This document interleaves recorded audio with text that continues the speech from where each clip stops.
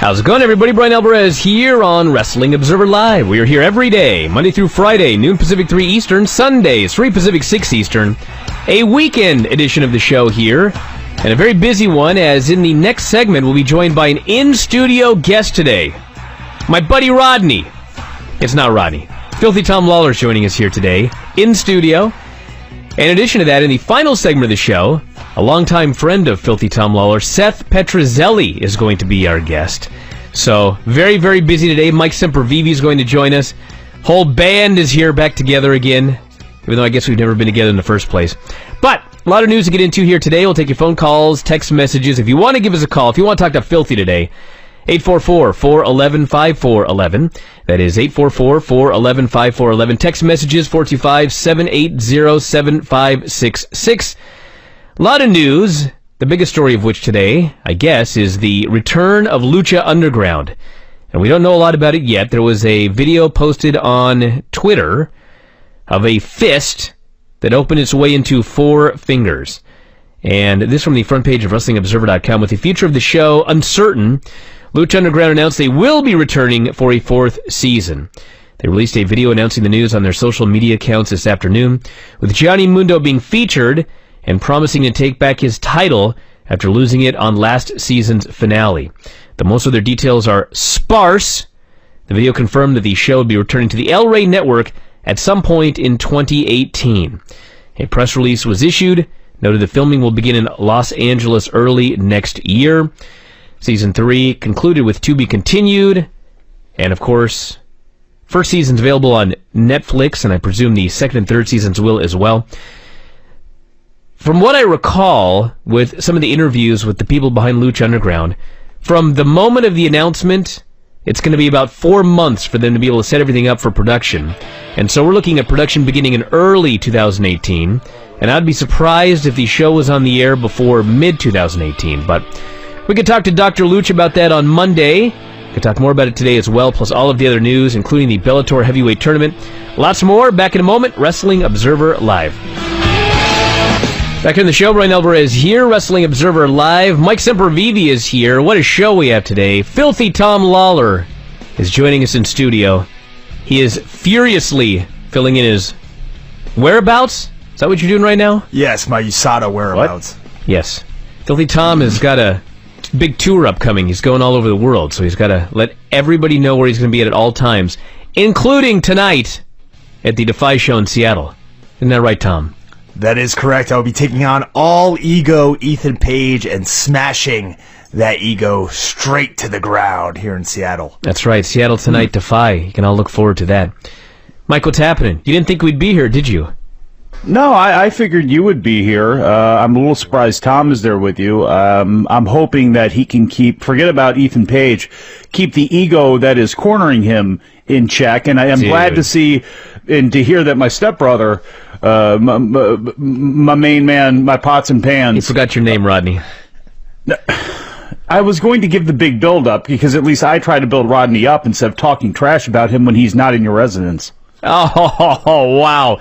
I got a house full tonight. Rodney's here. Filthy's here. It's a party. Where are you at, Mike? Every time you're anywhere, it gets full of it. Tom, tell us what you're doing tomorrow. Tomorrow, I will, after I defeat All Ego Ethan Page tonight, I will be defeating Azim the Dream at the Cloverdale Fairgrounds for All-Star Wrestling with the help of my cornerman, Bryan Alvarez. That's right. We're going up there tomorrow, aren't we? Because nothing's happening tonight. Except for a beatdown. That's right, a beatdown of All Ego. So anyway, I know, Tom, you're very excited about this Bellator tournament, so I want to make sure that we talk about that here. He is very excited about this tournament. So, Bellator is running a tournament. It's going to begin in late January. This is one of those things.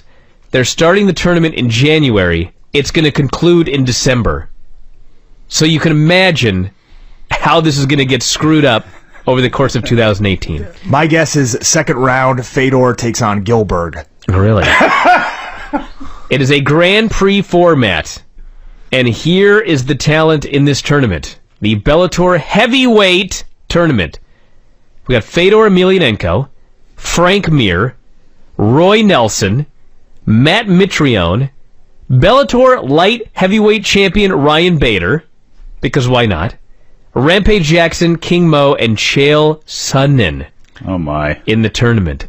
There's one man that's ever put me unconscious my entire life with a punch.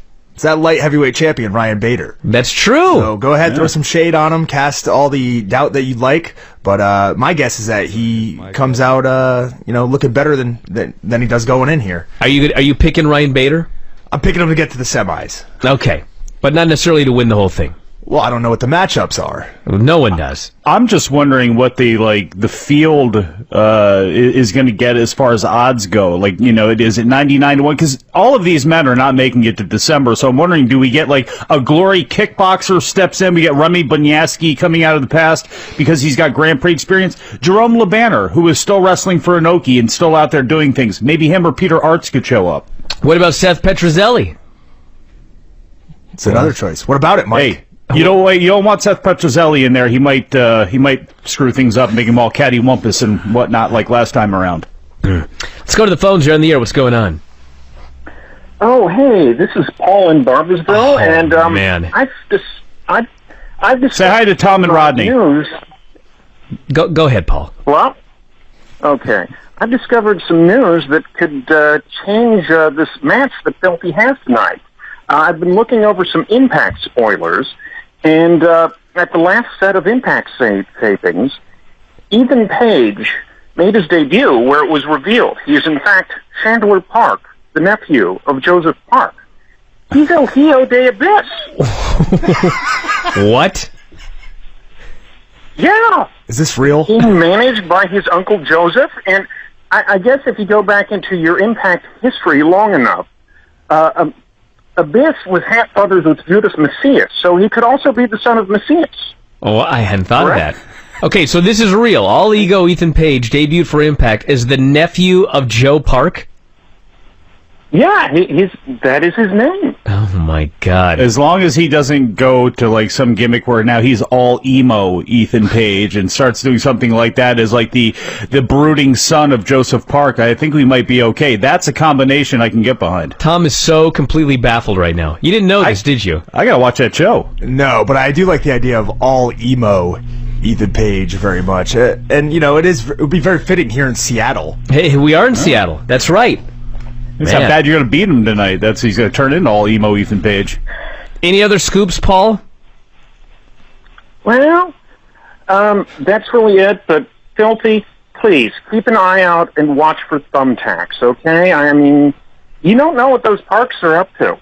That's true. Paul, are you still don't let Paul go. Paul, if Tom ever made his way to Chikara, which I think we're all hoping for at this point, what would his character be? Would he go in there as Filthy Tom Lawler, or would he step through the Chikara gates and then magically have the inspiration to possibly become something else? If he did, what would he be?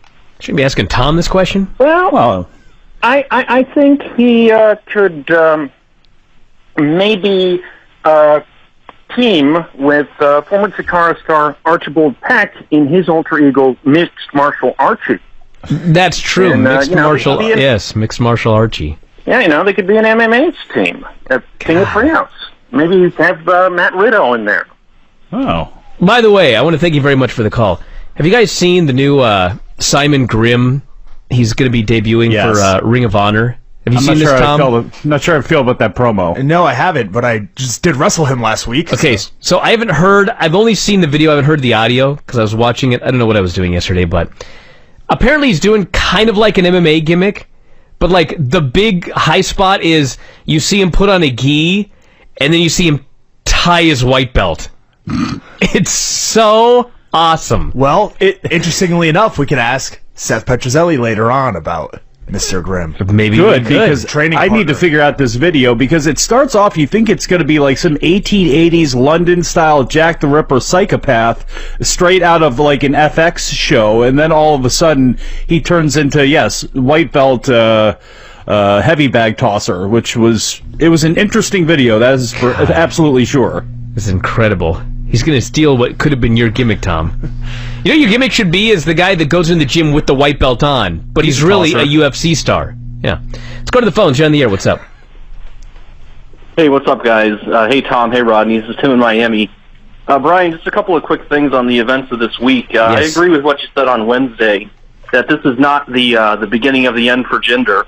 But I do think it's going to be hard for them to keep it on him when they put the belt back on until WrestleMania, because whatever it was that freaked Vince out this week, it's still going to be there when they get back from India, whether it's the declining attendance or the apathy toward Jinder. So I think they're going to change something up at the Royal Rumble. Well, it's possible. We'll see. I just think that it's going to be John Cena that beats him, and I think WrestleMania is a better place to do that than the Royal Rumble, but who knows? The question is, though, can they weather the storm? And Brian, I just want to say before you let me go, good luck with your angle tonight. I hope your heel turn goes really well. God, you guys are going to be so disappointed. Tim, I hate that you're going to be wrong again, my friend. It's going to be twice in the last 2 weeks now. You're right. You know what, Tim, you are wrong. It is not going to be tonight, because Brian's the type of person that'll lull you into a false sense of security, the same way he probably has Tom after kicking him in the face. And it may happen even on Saturday night at the fairgrounds, but we'll see. Even my friend Rodney right here thinks something's going to happen tonight. And we keep telling him it's not going to happen. Step bro, come on. All right. Couple of notes here. This Monday on Raw, it is Bayley, Mickie James, and Dana Brooke. The winner gets the final spot on the Raw Women's Survivor Series team. So Bayley's got another opportunity to be Geek of the Week. Go Dana. Yeah, Dana Brooke, that's right. It could be Dana. Throw her a bone. I may have to eliminate some people. And also, the coach, ESPN, somebody asked if he was still doing segments with the wrestlers. No. And he is no longer with ESPN. Yeah. Coach is gone. Says several projects are in the works. It was just time to leave ESPN. Professional and personal reasons. But I feel great, and the show is for fun and to stay sharp. So, that's the story on the coach. Back in a moment with calls and more. Wrestling Observer Live.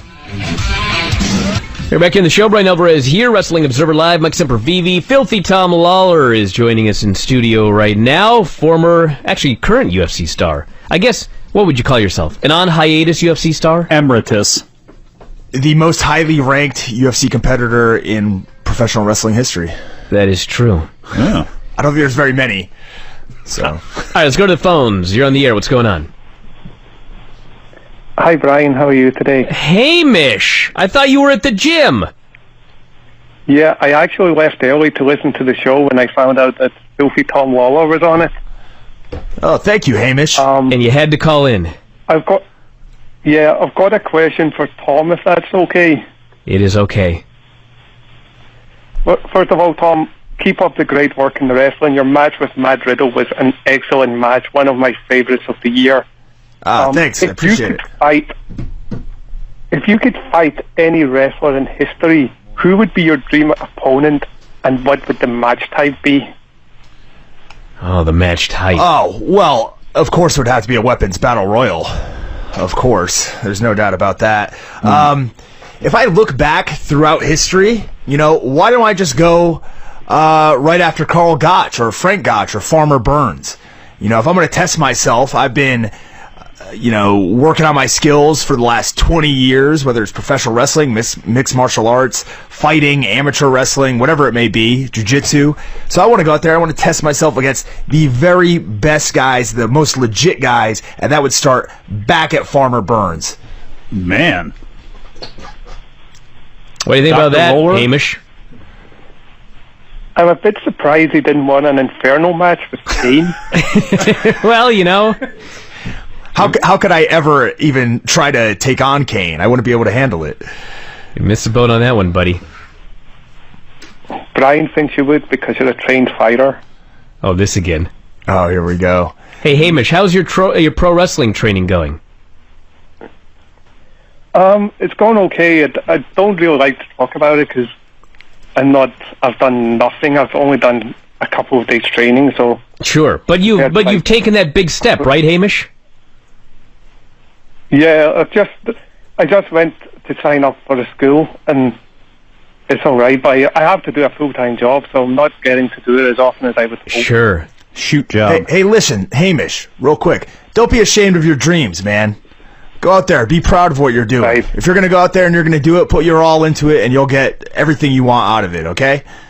You hear that, Hamish? I'll do, man. And keep that kilt on. Right. That's and right. You guys have a good night tonight, and go and smash that ego fella's brains to pieces. Wow. Well, thank you, Hamish. There won't be that much violence, but we'll Do our best. Yeah, Hamish, our good Scottish friend Hamish has begun professional wrestling training. He's taken that first step. I'm proud of my boy Hamish. Let's go to the phones. You're on the air. What's up? Hey, it's Austin and Linwood. Once I heard Tim in Miami and Paul in Barbersville, I figured I got to get on the row of regulars who's calling into the show. Well, what's happening? Now you're going to drop by Brian's house to challenge Filthy Tom in the West Coast Open Challenge that Tom's got out there for anybody to come and shoot on him? Honest to God, okay, so here's one of the reasons I wanted to call is I apologize. I just started a new job and I got to work tonight. I can't make it to the Defy show, but if I could show up at Brian's house later and Filthy could kick my ass, then yeah, we could, that'd be fun. You really want to do that? He's requested for you to just go You can make smash some money on the side, bro. Go ahead. Man, every town we could do this, Tom. Get stretched by Tom Lawler. Do I have to split this merch with Defy, or how does this work? No, it's with me. Are you kidding okay, me? we No, it's me. It's my idea. Give me Come a on. break. I got more to get to, okay? Okay. Okay, so first of all, one, I would like to say that as of right now, I have called it. Jinder claims he is not injured and has not violated wellness.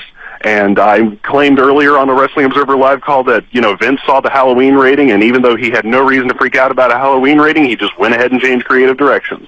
We have no evidence that this is not the case yet. However, the main event of my call, Filthy, here is your Chikara gimmick. You are going to dress up like Masachono, and you are going to team up with Generalissimo Takada. That's your tag team, and that's your gimmick. Wow. Oh. Man, we're stealing that for tonight, Austin. That just changed the game right there. Yeah. I'll call you later about coming over and having Tom beat you up. That's another story entirely. I wouldn't mind throwing on that Takada diaper, hitting the gong, Mawashi.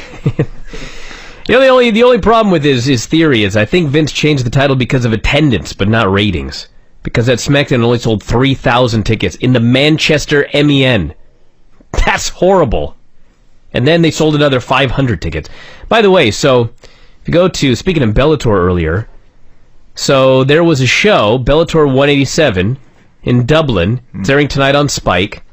And all I know is somebody won, and then Conor McGregor hit the ring, tackled the guy, because I guess he's his buddy, and then everybody's coming to try to get Conor off of him, and then Conor shoved a Bellator referee. This guy's out of his mind. I bet you'll be okay. That's coming up tonight. He's in there shoving the referee, and he's being separated by people. So his in own a Bellator cage. His own guy won? His own guy won. He got in the ring. He ran over, leaped in the air, and hugged the guy, took him down. The ref tried to get him off his own guy, and Conor started shoving the ref. Maybe he'll end up in Bellator like Roy Nelson did. He's the last guy to do that. That's true. That's true. But he shoved an enemy referee. Not a UFC referee. Just to stick on MMA for one moment, because I'll be going down to Norfolk for the Fight Night show. Joe Lozon or Clay Guida? Lozon, are you kidding me? You're asking I used to Tom train that? with him. Come on. I used to live with him. I lived in his basement. No joke. So many video games down there. That I did not know. I didn't know you were that close to him. Yeah. I stayed with him for a few months. Good guy. All right, let's go to the phones. You're on the air. What's going on? Bit of a nerd. Hey, Brian. Hey, Mike. And surprise, surprise, Filthy Tom. Yeah, Filthy's here, It's just a John. red letter day on Observer Live, isn't it? Yeah, it's like a red panty night. You stole my line. Damn it. How did John not come up with that one on his own? I was waiting for it. What's up, John? I just had to send my well wishes for Tom's endeavor tonight. May he smash and destroy Ethan Page. Within the context of the rules, of course. Sure, yeah. What do you mean, rules? There ain't gonna be no rules tonight. There are no rules. You kidding me? It's as real as it gets. That's right. I myself prefer the old Roy Welch move of thumbing them in the throat, but hey, that's just me. I like the old Roy Nelson move of eating. It's better than what Brian does with his two thumbs. That's right. Puts them up in the air. Yeah. Yes. No. You Nice. asked. I had to ask you guys, what do you think of the overall numbers for the Ric Flair 30 for 30 special? As far as, what overall numbers? As far as what they pulled in for their specific demographic. I thought 10,000 women was about right for him. That may have been the actual female demographics. I mean, the show did well for ESPN. It was like 1.83 million or something like that, and it was number one, I think, for people 18 to 49 in that range. And I mean, you can't take anything away from it. Those are great numbers. Does it lead them to do more with wrestling?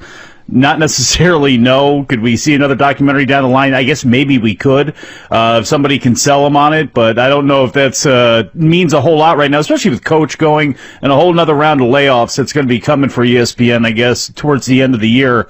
I'm not sure how much further we go with wrestling in ESPN. got to mention one thing, then we're going to go back to the phones. This from PW Insider. WWE have applied to trademark WWE Mixed Match Challenge.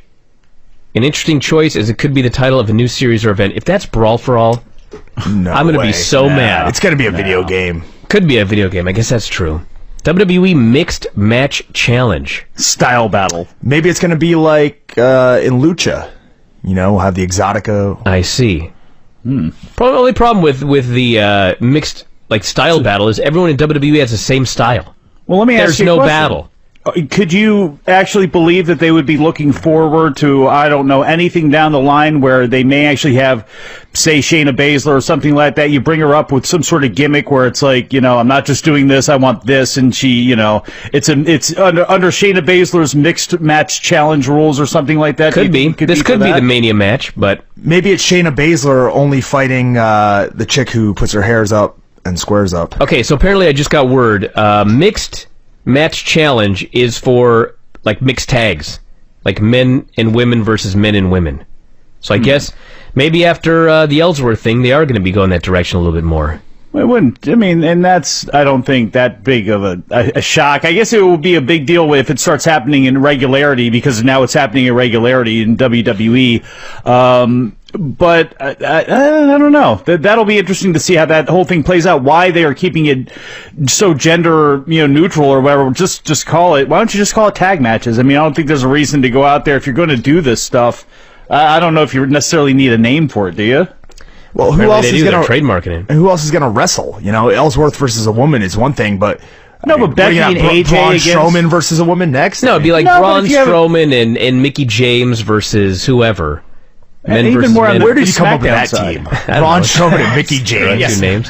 I think like AJ and Becky or Natalia and Anybody. Nakamura. It could be anybody. That's the country bar. It's the Mixed It's Match Strowman and Challenge. Mickey. Right. To the phone, John in the air, very quickly. What's up? Hey, it's Tim from California. I wanted to know if you guys saw the article Daniel Bryan did with the Trentonian, talking about how he's trying to get cleared for wrestling again. He actually said, and I quote, "My tests are coming back clearer than guys that have never had concussions before."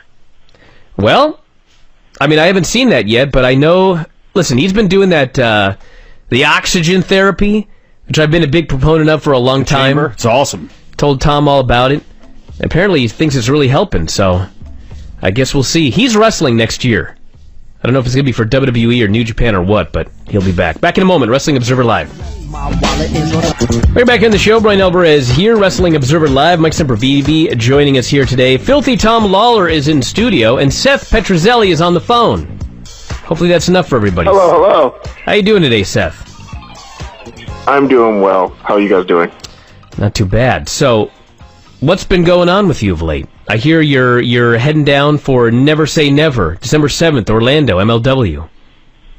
Yes, that is absolutely correct. But your first question is what has been up with me is absolutely nothing besides that, to be honest. I've really just been going to my gym training, and that's about it. I really have no life besides that. So. Oh, man. So obviously you were an MMA fighter. I think everyone's well aware of that.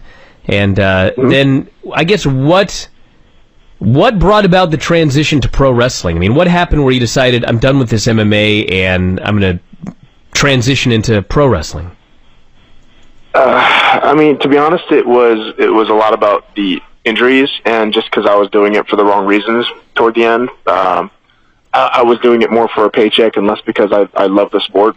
I just kind of got a little burned out with it, and started thinking more about my, being safe and worrying about my injuries. And once that happens inside the ring, then I think it's time to hang it up, because you will end up getting hurt when you're more cautious about, your body and whatnot.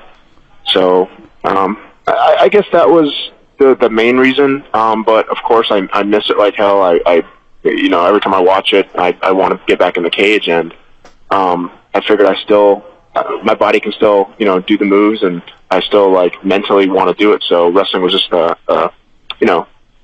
right transition for me. Has it been an easy transition for you, or were there things about it that...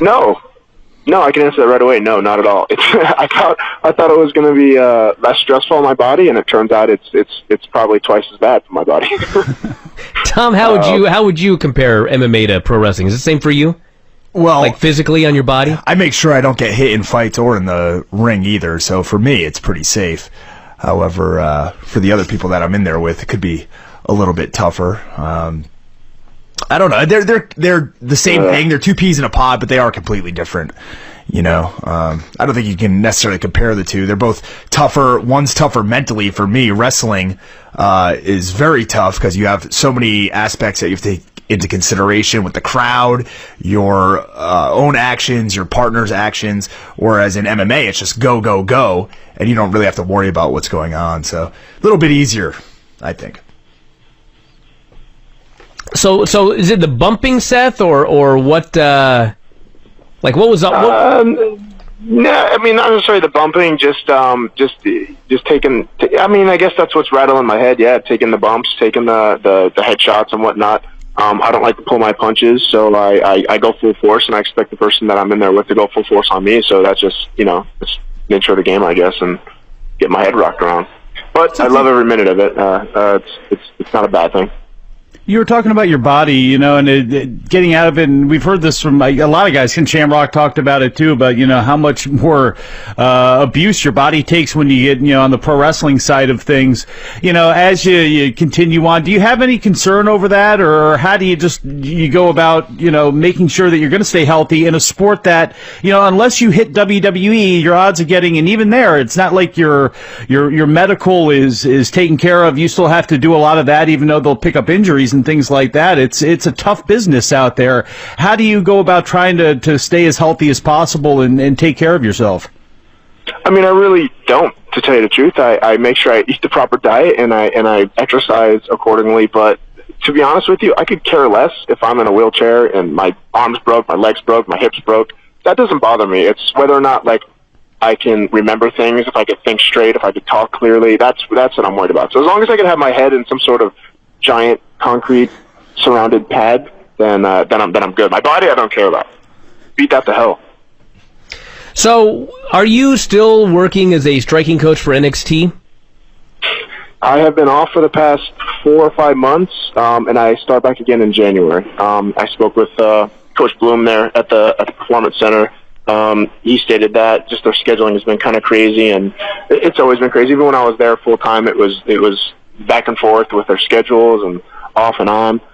So apparently they're getting their schedules squared away, and I'm starting their striking and jiu-jitsu again back in January. Did you teach Enzo how to throw punches? Oh, Mike. Look, I worked with Enzo quite a bit, but he kind of had his own game plan of how he wanted to throw punches, and he's had some prior experience apparently, and he just went with that. Did you work on him or work with him on his backstage character in the locker room by chance? I have nothing to do with anybody's character. So what exactly? It sounds obvious on the surface. You're the striking and jiu-jitsu coach, but it's WWE. I guess tell us a little about. How do they approach you? Do they say we think that this will help them in their in-ring, or, I don't know, we're afraid some crazy Florida fans are going to do something nutty, so we want to have a little bit of shoot training. How did they approach you about this? It's kind of weird, especially when I'm there now. It's kind of like learning as we go, because obviously I can't throw them how to throw an absolute perfect punch with blasting through somebody's face. So it kind of drew back a little bit on my traditional martial arts training, my karate training, where it's just, touching with the punches and the recoiling and point karate, teaching them how to turn. Yeah, point karate, kind of. So it's almost like reverting back to when I used to do that, and kind of blend the two styles together. And that's what I've kind of been teaching them and showing. But basically, what they wanted to work on was a lot of their footwork, how to do proper movements, turning their hips, proper bobbing and weaving and moving and that sort of thing. So it looks really nice on camera, and it looks like they know how to throw a punch properly. So once again, why did they bring you in? Tom, terrible. Damn, Tom. It was wide open, like buddy. Got my third degree. It's not like I got my third degree black belt in karate or anything like that. So. Yeah, come on, Tom. So when you're down there with these guys, we'll just talk about the jiu-jitsu training. I mean, or even actually the stand-up as well. Who would have been like really good? Like if they've chosen MMA instead of pro wrestling, was there anybody that was like a real natural at any of this stuff? Ooh, that's a really good question. To be honest, man, Finn was really good, man. He had his spinning back kick is legit, and his hands were nice and crisp too. And plus the way his weight is, like he's a light guy, so I think he would do phenomenal. Who is this? MMA. Finn Balor. Oh, Finn. Yeah. Now, what about a guy? Finn Balor, I'm sorry. What about a guy like someone like Jack Gallagher or Simon Graham? Jack's amazing. He's actually training at our gym now. Purple belt in jiu-jitsu, phenomenal. He does our pro training actually in our at my gym, and comes every Monday and sometimes on Fridays and trains his butt off, and he actually would be an amazing MMA fighter. Has he had MMA fights? Yeah, he'd done fights before he became a pro wrestler, or I guess when he was a pro wrestler. But he'd done something before, yeah. We need to get Jack Gallagher against Kushida. Oh man, two shooters. They're two shooters, True. Mike. Or hey, Mike, how about that big fight this weekend in Road FC between Iori Gell and Kazuyuki Fujita? Yeah, that seemed to pop up there. I don't know if I'm surprised that Kaz Fujita is in the condition to go out there and perform, although I'm sure he's in the right country to get past. They just put him out there. The other guy he's fighting is not in condition to perform either, believe me. Look, there's another name. If you told me Kaz Fujita is going to end up in that Bellator tournament by the time it's over, I'm not going to fall over shocked. Yeah. Speaking to Bellator veteran here, Seth Petrozelli. That's right. Yes, he is. Well, did you see the heavyweight tournament that they announced today, Seth? Former Bellator heavyweight yourself? Wait, what's the tournament they announced today?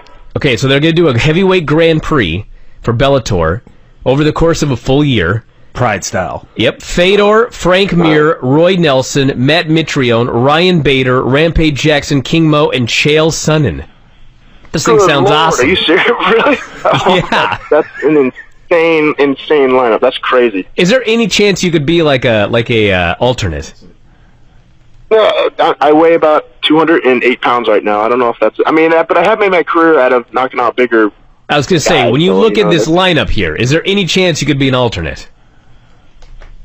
That would be... I don't know. I would love to do it if I could. If I still had it in me, I would love to do it. But I don't think that would be a chance. Hey, here's a question for you and Tom. We'll start with you. So, you've started professional wrestling and somewhat new at it. Who have you been in the ring with where you felt like you've learned the most in like one match? Like, oh my God, I came out of this match and I'm way better than before just because of what I learned. Ooh, man. That's a really good question because I don't want to come off the wrong way with this answer, but Jason was my original instructor, and I had a match with him, and he's always been like kind of my instructor and showing me the ropes and everything like that. So I would have to say him just because he's my instructor, and I had one of my first matches with him. So I guess Jason. Jason Rance is speaking of Jason Rance. Yes. Yeah. What about you, Tom? But everyone else is just man. Wow. I guess I've had a kind of an opposite experience. I've had the chance. I don't know that I could pinpoint one person. I've learned so much just from watching guys as I wrestle them. If I had to pick, I think one person, I guess I'd say Eddie Kingston, just because I can watch so much by learning him sell. Learn so much by watching him sell that it helped me out a lot and kind of the time. I can't believe he sold for you. That's amazing. He had no choice. Yeah, I see. He had absolutely no choice. So how did Court not put together you and Seth for this MLW show? What's going on here? Me and Seth are separated for good reason, because last time I saw him, I was incensed with him for costing me thousands of dollars. And oh yeah, what happened, Seth? What happened in this fight where he threw a knee? Okay, I get excited when I corner people, and I meant when I said throw the knee was as soon as he took his hand off the ground or his knee off the ground, throw the knee. But I figured Tom would understand that. Oh. Being a professional fighter in the ring, but he didn't really. He just, as soon as he heard throw the knee, he threw the knee without thinking. Yeah, because much like if you were in a match with, I don't know, say Chasen Rance, and he told you to do something, you'd probably not think twice about it. You'd probably just, act and react. Look at you two. Look at me booking a match right here between the two of you for MLW. I do feel bad about it, but then again, it's in the past, and we should forgive and forget the past, Tom. That's right. Forgive and forget. Hey, Tom's doing that this weekend, hanging out with this goofball. Oh, get out of here, Mike. Seth, what kind of upcoming dates have you got? Dates, as in girls? Oh, man, I got dates lined up every single weekend. I got this one girl I met on Bumble. Swipe right. That I'm going out with this. Wait. Are you talking about wrestling? Dude, we can talk about either one. Are you on Farmers Only yet? You step up your game? No. That's Tom's I'm on Christian specialty. Mingle. Okay, let's talk about wrestling honestly, dates. The next one I have going on is the December show. December show. So, do you know who you're facing there?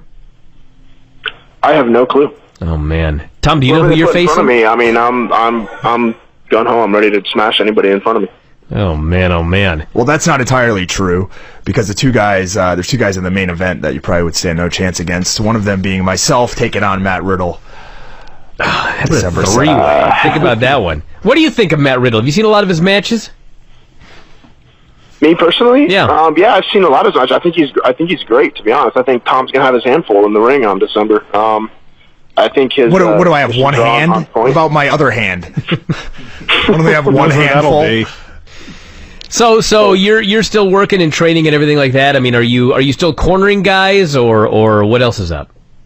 We've had so many fighters fighting out of our gym the past few months. We're actually taking December off because we've had probably every weekend we've had at least one or two fighters fighting. So we've been traveling on Orlando, around Florida, corner people fight. Felicia, one of our girls, has a big fight that's going to be announced really soon, coming in January. So yeah, I've been really busy cornering a lot of fighters. Been training at the gym every day. Been staying very active, which is awesome. And obviously Twitter at Silverback Seth. And the gym at Instagram as well. Yep, at the Jungle MMA, and Instagram as well, Silverback Seth. So check all that out. Seth, thanks for doing the show here today, and best of luck at the MLW show coming up in December. Yes, sir. Thank you guys very much, Tom. It was so nice speaking with you again, dear friend. Back in a moment. Wrestling Observer Live.